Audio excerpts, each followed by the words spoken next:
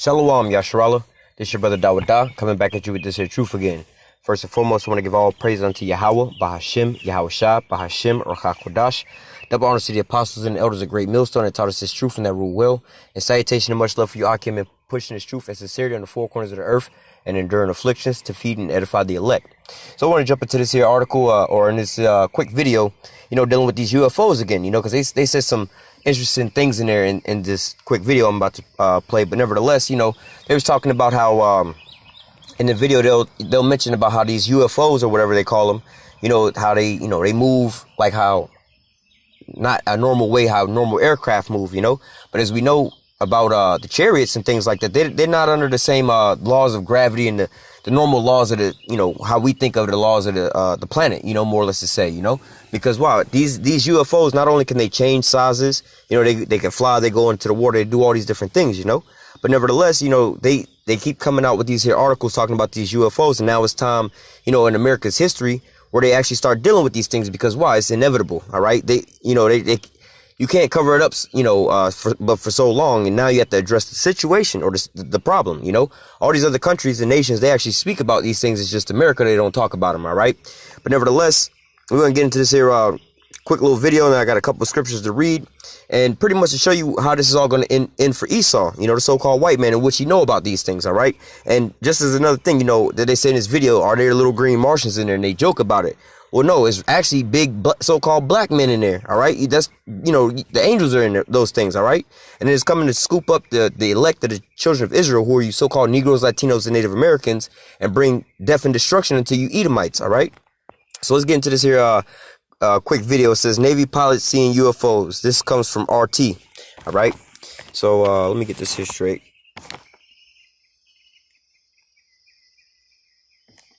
Now, this is a story that for some may be a little hard to believe. Hear me out. U.S. Navy pilots spotting UFOs flying across the sky at hypersonic speeds. This is the United States Navy reporting this, and it's a story first reported by the New York Times.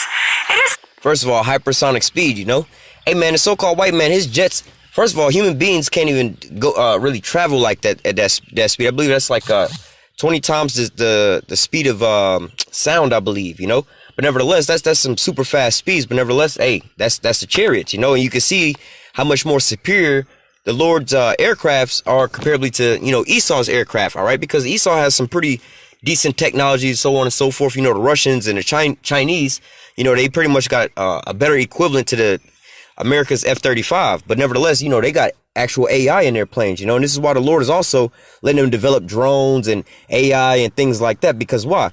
The Lord really want to fight, man. So he's gonna, and it would be nothing for the Lord to fight one-on-one with Esau on the same type of level. But hey, man, the Lord want to, he's like, you could say the king of drama, man. This is gonna be a good movie, man. All right, you're gonna see all kind of aircraft doing all kind of different things, man.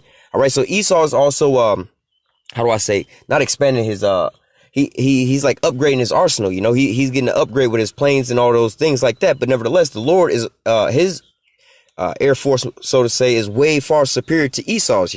Like I said, these spacecrafts, they can change in size. You see what I'm saying? They can stop on a dime. They can fly at hey, we don't even know how fast they can fly, but nevertheless, they these things are far faster than anything that these Americans or really any human being has ever seen. You see what I'm saying? Not only that, they can change sizes, they can change directions at the drop of a dime. All right, they're not under the same so-called laws of the planet like G-forces and things like that. All right, so let me just let this video continue on. Sparked a lot of interest and attention, so I had to get asked my questions. Of course, I bring in our top RT correspondent, John Huddy, who joins us live and now with more on this seemingly out of the world story. Okay, John, are there little green men Martians walking the earth right now? I hope not. Are there little green Martians walking the earth right now? No, there's a goddamn red Edomite walking on the earth right now.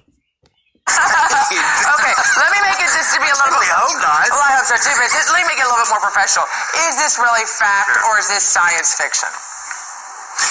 Well, it's a fact that U.S. Navy pilots reported seeing strange objects almost daily between 2014 and 2015 off the east coast of the United States, in particular off the coast of Virginia and here in Florida. And like I was saying, these sightings are starting to increase more and more and more and more. All right. So they're seeing them more and more. So they can't really contain this thing. All right. Now, with the advancement of technology, everybody's walking around with cell phones in their hands. Not only that, you got everybody streaming all damn day. You know, 2/3 of our people, you know, you see them, they walking around live streaming and shit like that all damn day. So what? Any and everybody can capture this and put it on the internet and, you know, pretty much let the cat out the bag, you know. But nevertheless, we're going to continue on with the video. Say these objects were at both high altitude levels, such as 30,000 feet, and sea level. And by the way, UFO can be anything that can't readily be or you know, be explained. You know, something that is seen, but there's no explanation or there's nothing to, you know, definitively describe that. But going back to this story, in one incident, an F-18 Super Hornet pilot said that he almost slammed into one of the objects, which he described as almost kind of sphere-like. And in that case, an official report was filed. And one of the pilots, Lieutenant Ryan Graves, who spoke to the Times about it, said the object he encountered was flying at, he said, hypersonic speed. So that's in excess of 3,800 miles per hour. He said it had no visible engine or exhaust plumes, and that it was doing impossible maneuvers, such as sudden stops and instantaneous turns, things that really modern aircraft, even, you know, our top fighter planes and fighter jets are really unable to do, along with, he said... So again, looking at these maneuvers that these aircraft are able to do, all right, like I said, man, you know, when you're riding in your car and you suddenly have to slam on brakes, the momentum, you know, you traveling, let's say 60 miles an hour, you slam on brakes, your body's still traveling at that speed. That's why you move, you know, you go forward towards the front of the car, you know, because that's the G-forces. Or you at a complete stop and, you know, you're in a real powerful car, let's say a Corvette or some shit like that, and you step on the gas, you're going to be floored to the back of the seat, you know, because that's the gravitational force pushing you back. So just imagine being able to take off. You know, they have those high alcohol drag, those, you know, you see them at the drag strips, those really long cars. They do the shit in like 7 seconds or less than that, 3 seconds, do 200 miles an hour. All right, those are human beings in those cars, but at the same time, and it's an immense amount of G-forces. All right, when they take the space shuttles up to space, I believe they encounter like 6 or 7, maybe 8 G-forces going up there. All right, but again, this is nothing comparably to like you going from a dead stop, all right, and then going into hypersonic speed. All right, now what he described is supersonic speed. That's why he said in excess of 3,000 miles an hour. I believe supersonic speed is like 3,000 miles an hour. All right, but nevertheless, they're talking about hypersonic speed. All right, but again, human beings would not be able to survive in these things. So you can see how much more superior these aircraft are comparably to Esau's aircraft. All right. Staying airborne for anywhere from 12 to 13 hours, you know, our you know, stealth jets, as incredibly advanced as they are, still have to refuel. So this is pretty incredible. And Lieutenant... Hey, man, the Lord don't get tired, man. He can sit here and do this all day with Esau, but Esau got to go back and resupply, man. But the Lord don't need to resupply, man. So, hey, it's not looking too good for you, Esau. Graves reportedly said he thought that maybe at first they could be, you know, commercial drones or something of that nature, but, you know, really at this point it remains unclear. And the pilots, while excited in one of the videos from the Navy that was released, did not say the objects were extraterrestrial, but neither Lieutenant Graves nor the 3 other pilots, apparently interviewed by the Times, wanted to speculate about exactly what they saw, Scotty. Well, of course, no one wants to speculate about what they saw if they're a U.S. Navy man. That being said, are there any reasonable explanations for this other than those little green men just toying with U.S. Navy fighter jets? Well, yeah, and scientists, you know, look, this isn't the first time that pilots, whether it be commercial pilots or naval pilots, have said they've seen unidentified objects, flying objects, UFOs, in the sky. But scientists have often said that it could be something related to, you know, the weather, such as like atmospheric effects, reflections, some kind of weather phenomenon, possibly bugs in the flight input code of these jets or display systems, you know, basically something, you know, earthly rather than extraterrestrial. But again, in this case, these are U.S. Navy pilots making these reports that are being investigated by the Pentagon and certainly has got the attention of the DoD, Department of Defense. And the reason why it's important that the homeboy mentioned these are Navy pilots is because why? These are like your most trained people up in the air, man. they know what they're looking at. You know, you got your commercial airline pilots, you know, obviously, you know, it's just like you driving a car, man. You pretty much have seen all the damn cars on the road, so it's not nothing really weird for you to see something out there, you know. But if you've seen like something like, let's say a bathtub driving down the street, you're like, what the hell is that? Because that's something that you don't normally see. All right, you're like, what? That don't look normal. All right, but nevertheless, with these commercial airline pilots like your Delta and stuff like that, you know, they see a lot of weird stuff too, but they don't see the things that the military have, because it can always be ruled out. Maybe that's some new military equipment that they've never seen. Well, we actually talking about military people, all right? So again, these people are highly trained as far as seeing things in the sky. You know, they're exposed to a lot more secretive things like that, so they would know better than if this was just a military aircraft or some new type of thing that they're out there with. They would already be privy to that, all right? They're not coming from, you know, some Yahoo in his backyard saying that there's a flying saucer spinning overhead and that they're about to be abducted by aliens. So it's definitely something that has people's attention and is certainly, if anything, intriguing, Scotty. It's very intriguing. And like you point out, this is coming from the United States Navy, so this isn't a joke. They're actually trying to identify it. And we don't know the drones, people there on the beach that have created their own sort of flying mechanisms. That being said, I know I brought in the right. Now, that was the stumbling block that they put in there, you know, to make you be like, oh, this is just some shit that some people are making, you know, because they say, well, you know, with the new drones and stuff like that that people can buy, they can create their own shit. Hey, man, if the U.S. government can't create something to combat with Russia's, I believe it's called the Avangard, which is their hypersonic weapon that they got. All right, if the U.S. the U.S. military can't create nothing to match that, who do you think these motherfuckers on the beaches walking around can create hypersonic drone aircrafts and shit like that that can stop on a dime and take off like that and can outmaneuver these fighter jets, man? If that's the case, you want to second guess your goddamn military, be like, well, shit, if somebody at home in the basement can make something that's far superior to our aircraft that they spend billions of dollars on, then what the fuck are we wasting our money on? All right. But again, that was the stumbling block that they threw in there to try to ease your mind. Like, oh, it's just nothing, you know, but hey, man, this is the Lord and his chariots. All right. We're going to finish this here video. I got 10 more seconds and we're going to go into some scriptures. Guy to find us some answers. Thank you so much for joining us, John. You're welcome. Hey YouTube, thanks for checking out our channel. We hope you enjoyed the video. We have tons of content for you just like... Again, if you want to check that video out, it's Navy pilots keep seeing UFOs from RT America. All right, let me grab some scriptures here. Oh, wrong button.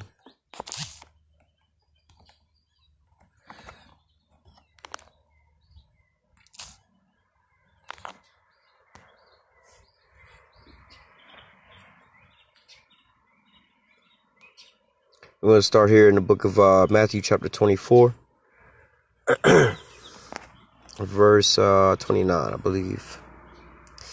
All right, so this is, let me actually go up to verse 3. This is Matthew chapter 24, verse 3. It says, and he sat upon the Mount of Olives, and as he sat upon the Mount of Olives, the disciples came unto him privately, saying, tell us, what shall these things be, and what shall be the sign of thy coming and the end of the world? All right, so what? This is the sign of YAHAWASHI returning, all right, who the world ignorantly calls Jesus Christ, all right? So they're asking basically, how do I know when you down the street, you know what I'm saying? Or give me a sign to let me know that when, you know, my stop is coming up more, let's just say, or how will I know when you starting to approach, all right? And the Lord wound up giving signs and saying all these different things that was going to take place right before his coming, all right? So it says, let me jump back down. This is, Matthew 24 and 29. Immediately after the tribulation of those days shall the sun be darkened, the moon shall not give her light, and the stars shall fall from heaven, and the powers of heaven shall be shaken. All right. And so this is like, you know, in the midst of basically all you know, the end prophecies, you know, Jacob's trouble in the middle of World War III, all these different things are popping off. You know, it's at the very, very end. All right. It says after all these tribulations that's going to take place, you know, the thick part of hell, all right, that we got to go through this tribulation that we have to endure. All right. This is when you're going to start seeing, this is when the Lord's going to come back. All right. This is when the Lord's going to come and deliver us. All right. We're going to pretty much be right here. You know, those that are allotted to make it, they're going to be right here on this here, you know, wherever they are. They're going to be right here until the missiles start raining down, man. And right when those missiles start raining down, that's when deliverance is going to come. All right. It says, and then shall appear the sign of the Son of Man in heaven. And so let me just stop there. All right. What is the sign of the Son of Man in heaven? All right. Because this is somewhat of a mystery for some people or whatever, whatnot. But when you go through the scriptures and you read about the chariots of the Lord and how the Lord's going to come back and how the chariots are all throughout the scriptures, and you go line upon line, precept upon precept, and you pretty much by looking at the prophecies and the end time prophecies, you can pretty much visualize how it's all going to go out. Like we was just reading immediately after the tribulation of those days. All right. So what is the tribulation we're going to be going through? You can actually read up above from all of this, wars and rumors of wars, and be not troubled, for all these are the beginning of sorrows. We're going to have to go through Jacob's trouble and all these things. All right. And we're going to get another precept, which also going to show in the middle of this here war, this is when this is going to happen. All right. This is the climax of the war. All right. It says, and then shall the sign of the Son of Man, then shall appear the sign of the Son of Man in heaven. Just to touch on that again, you're starting to see a lot of these chariot sightings or so-called UFO sightings now. I don't know if it's more and more. I would just imagine it just being a man, thinking as a man that there's more and more sightings coming out now. But nevertheless, you have to understand that we have the internet now, and everybody got a damn cell phone and can record now. So, and with YouTube, more and more, you seeing more and more people uploading these videos. So, but nevertheless, this is part of the signs of the Son of Man coming in heaven. Because why? Just like in that video we was watching, these people are being spooked from all these different things. All right, they starting to see these different things. But what? The minute the Lord know that this is the sign of of the Lord coming to redeem us. All right, to come and save us from out of this here place, man. All right. Verse 30 again. It says, and then shall appear the sign of the Son of Man in heaven, and then shall all the tribes of the earth mourn. All right, and why are they going to mourn? First and foremost, when you understand these damn chariots, we're going to grab that in 2nd Ezra. But when you see these damn chariots come out the damn sky, everybody's going to just be like, oh, fuck, man. What the hell? All right. And then also you got to understand, in the middle of World War III, man, it's going to be a time. Hey, just pair this with Jacob's trouble. It's going to be a time like never before, the same time as like Jacob's trouble. All right. Or there's going to be a time such as never was since there was a nation, even into the same day. So we're going to be at the climax of all these damn calamities coming to pass. All right, you're going to be in the middle of World War III. These military men, they're going to be out there fighting and stuff like that. Then all of a sudden, like, damn, we thought we had a big problem on our hand. And what the hell is this shit coming out the damn sky? All right. So continuing on, it says, let me just read verse 30 again. It says, then shall appear the sign of the Son of Man in heaven, and then shall all the tribes of the earth mourn. They shall see the Son of Man coming in the clouds of heaven with power and great glory. All right. And growing up in Christianity, whatever, whatnot, they'll tell you that, they'll have you believe that the Lord is coming back on like a cloud that you see up into the sky, man. All right. But what? That ain't nothing but just water vapors, That's not what it's talking about, man. All right. Let me read verse 31. And then he shall send his angels with a great sound of the trumpet, and they shall gather together his elect from the four winds, from one end of heaven to the other end, to the other.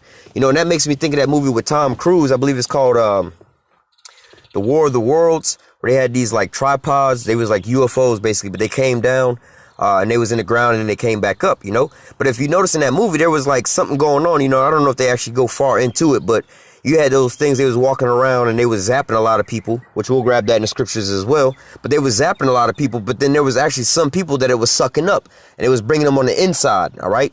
That's pretty much what it's going to be like when the Lord return, man. Them chariots is coming back for two jobs, man. Take names and kick ass, man. Taking names of the elected that they're going to deliver up. All right. Which they already got the names because they're written in the book. All right. But nevertheless, they're going to wind up come picking them up and destroying the rest of these damn heathens. All right. So, let me just read this, verse 32. Now learn a parable of the fig tree.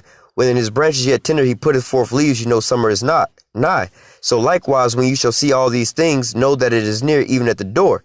All right. So pairing that all together, man, when you see these prophecies, the minute the Lord on the highways and the byways, putting these videos up, constantly reminding you what these prophecies are coming to pass, or that we living in now, they all coming to pass now. All right. The end all be all is going to be what? These chariots. All right. But we starting to see the signs now with all these more and more chariot sightings. The American government is actually addressing this now. They actually investigating it now. It's like if you talk about UFOs, you're not so-called crazy no more. You know what I'm saying? Because we get into the end to where it's just the end is made manifest, man. You can't hide this shit no more, man. All right. You got all these damn cameras in space and stuff like that. And they showing all these different objects in outer space, like huge chariots, like super huge chariots. Huge chariots and thousands of smaller chariots just coming up out of them, man. And they sitting right there on the sun, man. All right. Like right up on the sun, man. And we can't even get nowhere near close to the damn sun. All right. And these chariots is just pretty much just sitting on the sun, just chilling, man. All right. But nevertheless, let me grab another couple of scriptures. Let me go to the book of Revelation, chapter 12, verse 7. It says, and there was a war in heaven. Mike, now, when it says there was a war in heaven, you know, people get this confused with, you know, the devil and like the actual spiritual demon Satan. Like him and God got into a fight, and this is where the devil got kicked out of heaven, all right, because he disobeyed God. This is not what it's talking about, all right? The devil in this scenario is talking about the so-called white man, all right, the deceiver on the planet Earth, all right? So it says there was in the heaven that it's talking about is pretty much in the skies. Like if there was a dog fight, right, you know, fighter pilots, they have a dog fight, it's going to be in the heavens, man, all right, up in the skies, man, all right? So it says there was a war in heaven. Michael and his angels fought against the dragon, and the dragon fought and his angels. So the dragon here is talking about who? Basically the so-called white man, Esau Edom. All right. And his angels are going to be who? You know, it's going to be the so-called white man with his military and his fighter jets and all that type of shit. Right. But what the Lord is going to send Michael with the, you know, he's going to be in charge of these angels when they coming back, you know, and hey, they're going to get busy, man. It's going to be the Lord and basically the Lord and his chariots, you know what I'm saying, against basically the so-called white man and his chariots, all right, his airplanes and things like that. This is why you see the advancements of their stealth fighters and things like that, they fighter jets, they missile defense systems, they satellite weapons. This is why Donald Trump is going back to what they called, I forgot what the hell he called it, maybe the Star Wars program, but that was what it was called back when Ronald Reagan had it, all right, and before that they had it called it, what was it? SDI I think it was the Space Defense Initiative. All right. That was before Ronald Reagan. All right. And really, they've had this plan from way back when, man. They've had laser weapons from way back when, man. All right. So it says there was a war in heaven. Michael and his angels fought against the dragon, and the dragon fought and his angels and prevailed not. Neither was their place found anymore in heaven. All right. So, well, let me get to verse 9 after this. But it says, and prevailed not, neither was their place found anymore in heaven. That's talking about his rulership, all right? He's in his heaven right now, ruling at the top on the throne, all right? But there's going to be a fight for the throne, and he's going to get cast off his throne. He's going to be, hey, you ain't going to rule no more, man. Once you came up off that damn throne, you're not going to rule ever again, all right? So there's no more place found for him anymore in heaven, all right? This is not talking about the spiritual demon Satan and God himself fighting, and then the spiritual demon Satan actually getting kicked out of heaven. No, this is talking about when the Lord is sending his chariots back, all right, to deliver us. There's also going to be a war, because the so-called white man not going to let us go just like that. You see what I'm saying? But nevertheless, and the Lord's going to put the spirit on them to fight anyway, all right? But nevertheless, they're going to wind up duking it out. And who do you think is going to be victorious? This is, you know, a no-brainer, man. The Lord's going to wind up winning, all right? So it says, and really there's not going to be no coming back for Esau after this. That's why it says, and prevailed not, neither was their place found anymore in heaven. Meaning, look, bro, we playing musical chairs, and we didn't got down to the last damn seat, and you lost out on the last seat. So I don't know where the fuck you gonna sit at, bro, because I'm on the throne, and bro, where you gonna sit at now?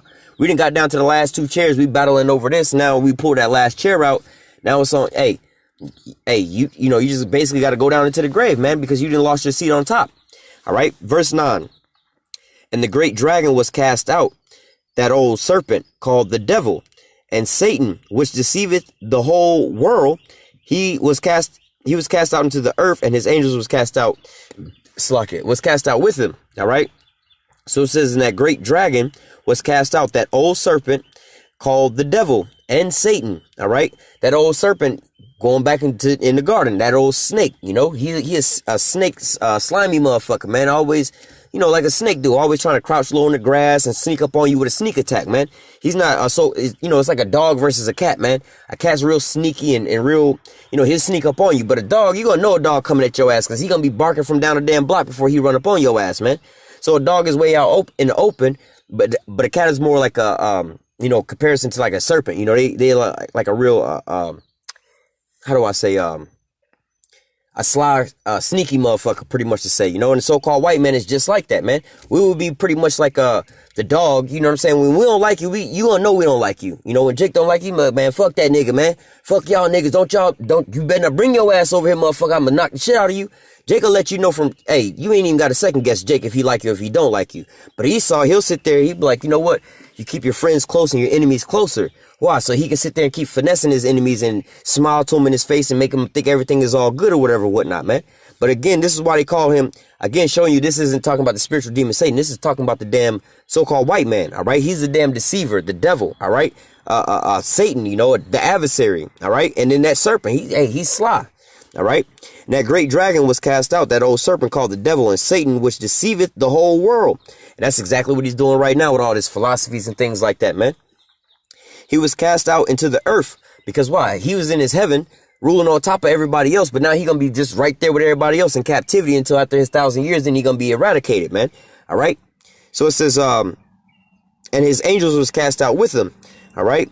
Well, let me read verse 10. And I heard a loud voice saying in heaven, now is come salvation and strength and the kingdom of our power and the power of his anointed. For the accuser of our brethren is cast down, which accused them before our power day and night. This is the so-called white man, man. If you look at the so-called white man, he do some of this shit that really he could be you know, like putting pork in every goddamn thing. Knowing we ain't supposed to eat pork and just like, yeah, look at these niggas going off over here. You know what I'm saying? Programming us to do all kind of crazy shit, man. All right. But nevertheless, verse 11, and they overcame him by the blood of the Lamb and by the word of their testimony, and they loved their lives. They loved not their lives unto death. All right. So from there, I'm going to go to 2nd Ezra, chapter 13. All right. And this is pretty much where they get the script. Not really the script, but pretty much a lot of that movie Independence Day with Will Smith. All right. So I'm going to just read from the top. It says 2nd Ezra chapter 13 and 1. And it came to pass after 7 days, I dreamed a dream by night. And lo, there arose a wind from the sea, and it moved all the ways thereof. All right. So what? Starting out talking about this here chariot. All right. Getting kind of descriptive with this, you know, in the carnal world, they got things called what? UFOs and USOs. All right. UFO, unidentified flying object. USO, unidentified submersible object. You know, something in the water you can't identify. All right. And there's been reports of a lot of UFO activity where there's UFOs under the water. You know what I'm saying? Around these Navy ships. All right. Then also UFOs coming in and out of the water around the ships. You know what I'm saying? And they say, man, I seen this huge ass UFO go down into the water right beside, you know, the Navy vessel or the Navy ship, a big ass ship. You know, they came down super quick and, you know, went inside the water and didn't even make a splash. It just hit the water and bloop, right inside. Didn't even splash, you know. So it says, verse 2, and lo, there arose a wind from the sea, and it moved all the ways thereof. And I beheld, and lo, that man waxed strong with the thousands of heaven. All right, going into that man, this is obviously talking about what? YAHAWASHI coming back, but he waxed, it says, and that man waxed strong with the thousands of heaven, talking about those chariots, all right? And it says, and when he turned his countenance to look, all things trembled that were seen under him, all right? And that, hey, just think about that, man. Go back to the movie Independence Day, all right? The first Independence Day, or go on YouTube and look up Independence Day, type in the search bar, Independence Day, first contact, I guess, you know, when they first seen the UFOs, you know, and you'll see that everybody's having a normal day. Kids is Jake playing basketball on the basketball court, taxis is driving, police, whatever, whatnot. But then what? They started seeing this damn thing come about the chariot come out the sky. Then what? The kids that was playing basketball, they just kind of stopped, their jaws dropped, and they was like, what the fuck?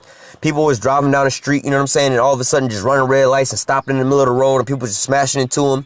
You know what I'm saying? The police at the intersection, people running the light, and he get out the car and looking up. He not even worried about doing his job, man. They're not even worried about getting hit by goddamn cars, man. They just like, what the fuck is that? You see what I'm saying? They all trembling because they seeing this, all right? Verse 4, and whensoever the voice went out of his mouth, all they burned that heard his voice, like as the earth filleth when it filleth fire. Let me see, because it's, all right, well, I'll explain, verse 4 in a little bit. I'll come back to that. Verse 5, and after this I beheld, and lo, there was gathered together a multitude of men out of number from the four winds of heaven to subdue the man that came out of the sea. All right.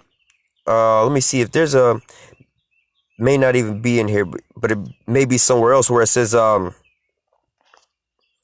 me 1 second. Yeah, there was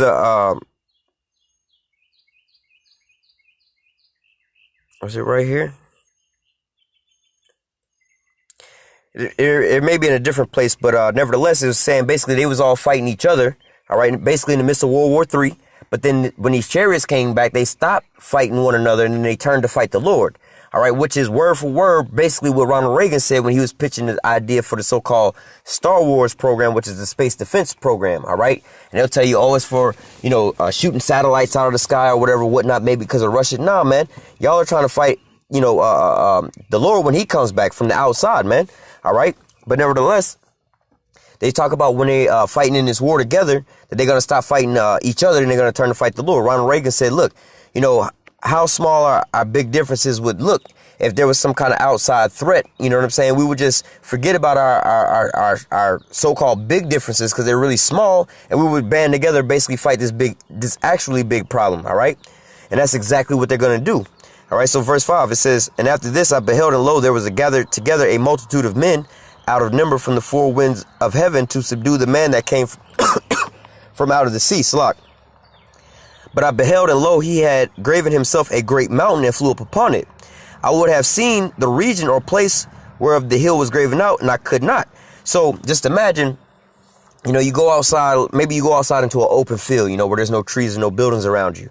All right. And you look up, you know what I'm saying? And you basically from the far left side of your left peripheral all the way to the far right side of your right peripheral, you look up into the sky, you can see the whole blue sky, right? But now basically what he's saying is like, yo, I looked up and it was like a goddamn mountain from end to end. You know what I'm saying? I probably would have been able to tell you what mountain it was, but I couldn't even see the end of this damn mountain. It was just from one side all the way to the other side, man. All right. And that's exactly like when you see, we about to get into that description of, like I said, first contact on Independence Day. All right. But when you see that chariot come up out of, the smoke, you know what I'm saying? There's other places where they talk about, in the book of Ezekiel, talking about a fire unfolding on itself. All right. And, like in the book of Exodus, when we was leaving out of Egypt, they say it was a pillar of fire by night and a cloud by day. All right. Yeah. Like when you look at, what do you call those things? The space shuttles, they have the fire that come out the back for their propulsion. All right. And then also they have, they take off, you have all that smoke, and then it's basically like clouds and stuff like that. But then you also have, how do I say, when these chariots are pretty big, you pretty much walk up under them for shade. You know what I'm saying? And you out in the desert, like, when we was leaving out of Egypt, you know what I'm saying? You can walk up under this shit to be shaded the whole damn time. All right. And then at nighttime with the lights on it, you can see in the darkness, man. Not only that, in those times, back in those days, man, they saw us approaching. So they was like, yo, the men of our city heard about what the Lord did. You know what I'm saying? They all are afraid. Their hearts are melted, man. Because wow, when you see these types of things, man, it make you tremble, man. If you ever talk to anybody who's actually ever seen a real UFO or actually seen a real spirit or something like that, or if they really had a vision and really seen the Lord or something like that in a vision, you would be able to tell because their whole countenance changed, man. You wouldn't just be like, oh yeah, I seen a UFO. I mean, if you see them all the time, it's like the men of the Lord, we see chariots all the time. You know what I'm saying? So it's really nothing to us. But a regular person, man, they may have thought they seen UFOs their whole life, but once you really see one, it does something to you, man. You be speechless, man. You don't want to say nothing. I remember the first time I definitely seen a real chariot. You know what I'm saying? I was with a group of people. Actually, the first two times I seen chariots, or that definite chariot. You know what I'm saying? And they had effects on the sky. It was a quick testimony. I seen a chariot one time. This shit came down, and this was a pretty damn big chariot, man. It was like, it was pretty big in the sky, just like how they described it. It took up a whole portion of the sky. This didn't take up the whole sky, but it took up a huge portion of it. And it was coming down. It actually came down. It looked like it was landing. It came down at a slant, but it was green. It was like a big green, not really a light, and it didn't even really have a shape. You know what I'm saying? It was like a big green something just coming down, but it was huge. All right. And me and multiple people saw this all at the same time, man. And guess what we did? Nobody said nothing to nobody. We all got up and we all got our shit and we all left and went home. That was it. We was all hanging out, but then it was like, you know what? Fuck that. We out. Nobody said nothing to nobody. We just looked at each other, saw that shit. We just left. Second time, same thing happened. This one came down. It was both times it was pitch black dark. This time it came down, straight down. It was like a big blue light. Came straight down. And when it came down, all the power around us, you could hear all the electricity be powered down. Zzz. All right. All the power around us all went out. You can hear all the power go out. Now, mind you, it's pitch black at night. It's super dark outside. All right. Now, when this thing came down, it was, you could pretty much see how big the thing was. You could pretty much see, from one end of it to the other end. But nevertheless, when this thing came down, all right, and it was also like a light. It wasn't really much like a metallic object or nothing like that. It was like a bright light. But when it came down, actually, it wasn't that bright, but it was bright. But when it came down, it kind of gave off a light where the whole sky looked like it was 12 o'clock noon. All right. The whole sky turned blue as if it was broad daylight.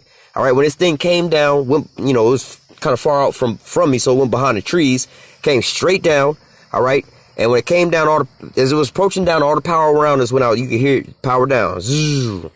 This thing comes down, the whole light the whole sky is lit up like 12 o'clock in the afternoon. But it was probably like, 12 o'clock at night or later. All right. The whole sky was lit up blue. All right. And this thing was down where it was doing whatever it was doing for probably, I don't know, maybe a minute or 2 minutes or some shit like that. And then it shot straight back up into the air. All right. Then you heard all the power come back on, all the power generators and everything being reset, coming back on. All right. And then the sky turned right back black again. All right. But nevertheless, like I said, man. And what do we do? What was our reaction? Nobody said, oh, did you see that? Oh, that was cool. Hell no. We got our shit. We was like, yo, and we was with Jake. We don't know what the fuck that was. We didn't even say that, man. We just got in our shit and we went home. We ain't say nothing about it. When we got back together, we never even talked about it, man. All right. So when you come across these people, hey, man, this is going to do something to your spirit, man. You'll see, man, you see these things for the first time. It'll do something to your spirit, man. All right. Just like in any account in the Bible, or when you read about certain men like Ezra, Daniel, certain of these people, when they had certain visions, man, they was sick to their stomach, man. They was sick, or they was, they fell ill, or whatever, whatnot. But nevertheless, let me just continue on. Verse 8. Verse 8. After this I beheld, and lo, all they which were gathered together to subdue him were sore afraid, and yet durst fight. Because again, when you see these damn chariots, what do you think their reaction is going to be? They were going to be afraid of these things. They ain't never seen nothing like that. These fighter pilots, they be like, oh, we got superior weapons. We got nukes. We got these aircrafts. Look at the maneuvers we can do. But just like you saw in their video, hey man, when you flying hypersonic speeds, you see what I'm saying? And you stopping on a dime, you know what I'm saying? Or you flying hypersonic speed and you immediately just go left. All right. Like airplanes, they have to kind of bank and make an arching, fashion to be able to turn, man. But these things, they turn like on a dime. All right. To a straight 90-degree angle, man. They don't even have to, they just go, man. All right. But nevertheless, you see these things, you see how they maneuver and stuff like that. And you realize, you instantly realize you can't compete with that. All right. I'll give you an example. You got your little Honda Accord or Honda Civic or some shit. And you racing the boys on the block, right? And you killing everybody around the block, but they got regular stock cars. They ain't really like race cars. But then you go down to the drag strip, all right? Because you think you done beat everybody on the block. And you think your car badass. You go down to the drag strip and you racing like some real top performers and shit like that. Your car may be doing, if you know anything about this, your car may be doing 16 seconds down the damn drag strip, which is pretty slow, or kind of close to a stock car going down the damn drag strip. All right. Now, you get like a really fast car on a drag strip, you know what I'm saying? Like if you go, I believe under 7 seconds, you got to wear a helmet because that's fast as shit, And normally you're going to get down that drag strip in like at 100 plus miles an hour in 7 seconds. All right. That's extremely fast. So you can see the comparison from the dude in the Honda Accord versus these professionals. All right. Where it takes him 13 to 15 seconds to get down there. And then, homeboy could have went down there and back twice before he even made it down to the end. All right. So once he get on the track and he see like, yeah, I'm doing 13s, low 13s. And he see the dude pull up next to him like, yeah, I got a 6'9", you know what I'm saying? Or a 6'8". He gonna look to himself like, what the fuck? Marco, I can't barely hit a damn, a low 13. And you didn't cut my whole number in half. You see what I'm saying? But nevertheless, this is what it's going to be like, man. When these fighter pilots see like the comparison of what they got versus what they got, like, yo, we got the fastest jet, most stealth. They can't get us on radar. But then when they see actual aircraft that they can visually see with their eyes, and then all of a sudden they just go invisible on their ass, like, what the fuck? You can visually see stealth fighter planes, but I mean, if it's in front of you, you can visually see it. You just can't see it on the radar. All right. But when they actually see something, they say like, yo, there's a chariot directly in front of me. I don't even need the radar. I can see it with my own eyes, and that bitch just automatically vanish on their ass. They're going to be like freaking the fuck out, man. But what? The Lord is going to put the spirit on these basically these heathen, these Edomites to actually fight the Lord, man. All right. It says, verse 8 again, and after this I beheld, and lo, all they which were gathered together to subdue him were sore afraid, and yet durst fight. And lo, as he saw the violence of the multitude that came, he neither lifted up his hand, nor held sword, nor any instrument of war. But I only saw. All right, so let me go back up to verse 4. Salakia. This is 2 Ezra 13:4. And whensoever the voice went out of his mouth, they all burned that heard his voice, like as the earth felt when it filled the fire. All right, so now let me jump back down. Verse 10, but only I saw that he sent out of his mouth as it were a blast of fire, and out of his lips a flaming breath, and out of his tongue cast sparks and tempests. And they were all mixed together, the blast of fire, the flaming breath, and the great tempest, and fell with violence upon the multitude which was prepared to fight. Let me just stop there. So what is this describing? All right, let me see. Roll up my windows real fast. You know, because I know there's quite a lot of that in there, but I can go ahead and break it down to you. It says, and they were all mixed together, the blast of fire, the flaming breath, and the great tempest. All right. So basically it's talking about concentrated heat, high concentrated heat. Because why? When you have fire, first of all, when you blow on fire, you increase in, how do I say, the temperature on it. All right. Then you concentrate it, like you concentrate the beam. All right. Hey, you have basically like a laser beam. All right. That's basically what a laser beam is. You know, it's highly concentrated, intense. You know, the light is really squeezed through. All right. So this is going into what? Basically laser beams. All right. So going back up to, like I was reading verse 4, and I said I was going to get back to it. In the movie, the War of the Worlds with Tom Cruise and all of them. All right. You seen those tripods. All right. And when they were shooting out those lasers, let me read the rest of verse 11. It says, and all they were mixed together, the blast of fire, the flaming breath, and the great tempest, which are these laser beams, fell with violence upon the multitude which was prepared to fight, and burned them up, every one, so that upon a sudden an innumerable multitude, nothing was to be perceived, but only dust and the smell of smoke. And when I saw this, I was afraid.